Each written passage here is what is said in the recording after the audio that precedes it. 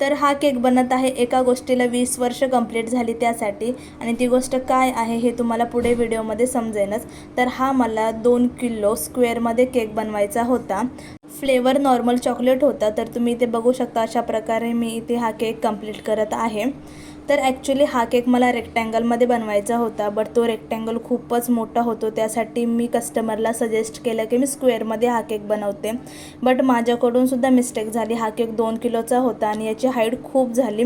तुम्ही बघू शकता खूप मोठा हा केक झाला। मला खूप टेन्शन आलेलं की हा केक चांगला दिसेल का नाही असं तसं, पण फायनली हा केक खरंच खूप भारी दिसत होता आणि कस्टमरला सुद्धा खूप आवडला आणि त्यांनी त्याचा रिव्ह्यू पण दिलेला आहे। ते लास्टमध्ये मी ॲड केलेला आहे, तिथे जाऊन तुम्ही बघू शकता। तर हा केक ॲक्च्युली कशासाठी आहे हे तुम्हाला पुढे समजेनच।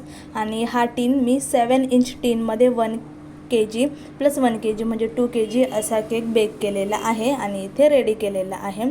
तर हा केक मला फोटो प्रिंटचा यूज करून बनवायचा होता, तर इथे मी एडिबल फोटो प्रिंटचा यूज केलेला आहे। तर आता तुम्हाला ह्या फोटोवरून समजतच असेल की कोणाला 20 वर्ष कंप्लीट झालेली आहे त्यांच्यासाठी हा केक आहे। तर एका स्कूलला 20 वर्ष कंप्लीट झालेली आहे, सो त्याच्यासाठी हा केक होता। आणि अशा प्रकारे मी हा केक इथे कंप्लीट केलेला आहे। थोडा खाली खाली केक वाटत होता म्हणून मी इथे 2 बॉर्डरचा यूज केलेला आहे। वरतून ब्ल्यू कलरची बॉर्डर दिलेली होती आणि खालून मी व्हाईट कलरची बॉर्डर दिलेली आहे। आणि फायनल केक कसा दिसतो ते पण मला सांगा, आणि तुम्हाला आवडला असेल तर कमेंट करा।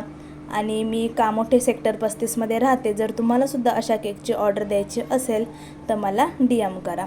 नंतर हा केक फायनल झाल्यानंतर मला मध्ये खाली खाली वाटला, त्यासाठी मी इथे शुगर बॉल्सचा यूज केलेला आहे। त्यानंतर केक खरंच खूप छान वाटलं, तुम्ही बघू शकता।